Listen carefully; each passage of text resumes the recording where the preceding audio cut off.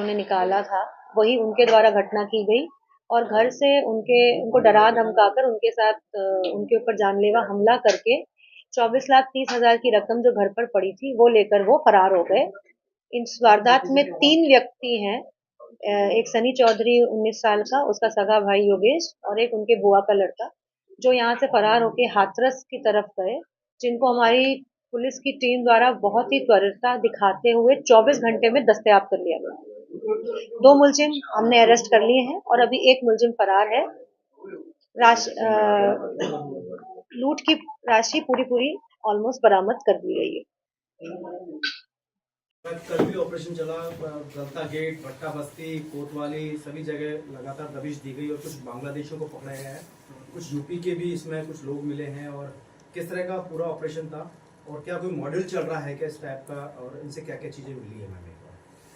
देखिए कि जैसे कि आप लोगों को भी ये पता है कि कुछ आजकल के रीसेंट क्राइम्स हुए हैं, अपराध हुए हैं, जिनमें बाहर के लोग जो यहाँ आके बस जाते हैं और वो गलत अपने कोई आईडी प्रूफ बना लेते हैं या अपने रिश्तेदारों के पास गलत तरीके से, अवैध तरीके से रुक जाते हैं और यहाँ उनका कोई सोर्स ऑफ इनकम ऐसा कुछ नहीं है, पर अपराध से अपना जीवन यापन कर रहे हैं।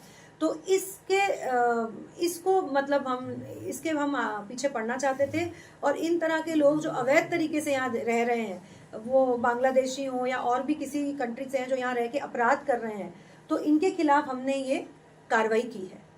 कहाँ ये अभियान चलाया जा रहा है अपने जिले में? बात करें देखिए, नॉर्थ जिले में वैसे तो कमिश्नरेट के चारों जिलों में ये अभियान चला है, आज नॉर्थ और साउथ जिले में चला है। तो नॉर्थ के हमने जो कुछ पॉकेट्स हैं जहां इस तरह की बस्तियां हैं जहां से बाहर से आके लोग बसते हैं, उन पे विशेष ध्यान देकर हमने ये कार्रवाई की है। मैडम, कुछ बड़ा अभी कई थानों में पुलिस लगातार पेश में भी है, क्योंकि उनके पास डॉक्यूमेंट्स तो लगभग वो यहीं के ही हैं। देखिए, इसमें हम दो तरीके, देखिए इसमें हम आइडेंटिफाई, हम किसी को टारगेट नहीं कर रहे हैं अननेसेसरी। हम इसमें ये देखेंगे कि डॉक्यूमेंट्स कहाँ से बने हुए हैं। अगर उदाहरणवश मान लीजिए आप वेस्ट बंगाल से हैं और आपका आधार कार्ड जयपुर का है, तो आपको कारण देना पड़ेगा कि आपने जयपुर आके क्यों अपना आधार कार्ड बनाया। अगर आप वेस्ट बंगाल से हैं या मूलतः किसी और जिले से या किसी और स्टेट से बिलोंग करते हैं, तो आपका स्वाभाविक है आपकी वोटर आईडी और आपका आधार कार्ड वहाँ का होना चाहिए। और अगर आप यहाँ का दिखा रहे हैं तो हम उसको वेरीफाई करेंगे। हम ये नहीं कह रहे कि अगर आपके पास जयपुर का आधार कार्ड है तो आप ऑटोमेटिकली कोई अपराध कर दिया है आपने, पर हम ऐसे लोगों को रिकॉर्ड संधारण कर रहे हैं और इनका हम वेरीफाई करेंगे कि ये कितनी पीढ़ियों से यहाँ रह रहे हैं, और अगर पहले का ये कुछ भी अपना डिटेल्स दे रहे हैं तो उन डिटेल्स को वेरीफाई किया जाएगा, और अगर उन डिटेल्स की पुष्टि नहीं होगी तो फिर उनके खिलाफ कानूनी कार्रवाई की जाएगी। मैडम, आज लगभग कितने लोगों को डिटेन किया है? देखिए, आज हमने अराउंड 550 लोगों से पूछताछ की है और अराउंड 242 लोगों को डिटेन किया है। मैम, ये अभियान चलेगा? देखिए, ये एक निरंतर प्रयास है कि हम किस तरह से यहाँ पे कोई भी, और यह भी हमारा फोकस रहेगा आने वाले दिनों में कि किस तरह से अवैध तरीके से जो भी लोग रह रहे हैं वो यहाँ ना रहें। क्या मामला था, कौन था नौकर, कैसे पकड़ा गया मैम? देखिए, ये 24 तारीख की शाम की घटना है, 6:30 से 7 बजे के बीच में। हमें जब सूचना मिली तो ये सूचना मिली कि एक महिला है अराउंड 50-51 साल की, जो घर पर अकेली थी और उनके नौकर द्वारा उनके घर में घुसकर उनको डराया गया, धमकाया गया, फिजिकली मैन हैंडल किया गया और उसके बाद उनसे पैसे मांगे गए।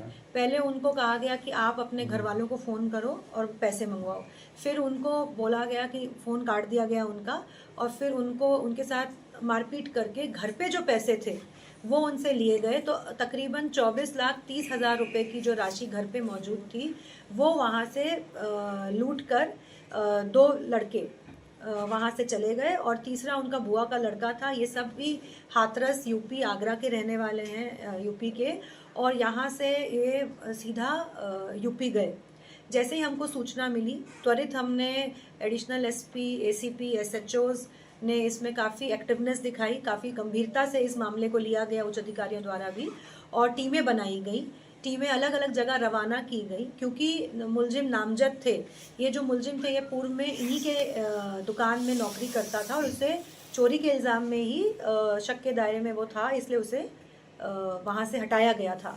तो ये मुलजिम नामजद थे, हमने इनका पता लगाया और इनका पीछा किया और हाथरस से 24 घंटे के अंदर ब्रह्मपुरी पुलिस द्वारा इन्हें दस्तयाब कर लिया गया। मैडम मुख्य आरोपी कौन है और साथ में जो दो सहयोगी हैं वो लोग कौन कौन है? देखिए, मुख्य आरोपी एक लड़का है सनी चौधरी के नाम से, करीबन 19 वर्षीय ये लड़का है।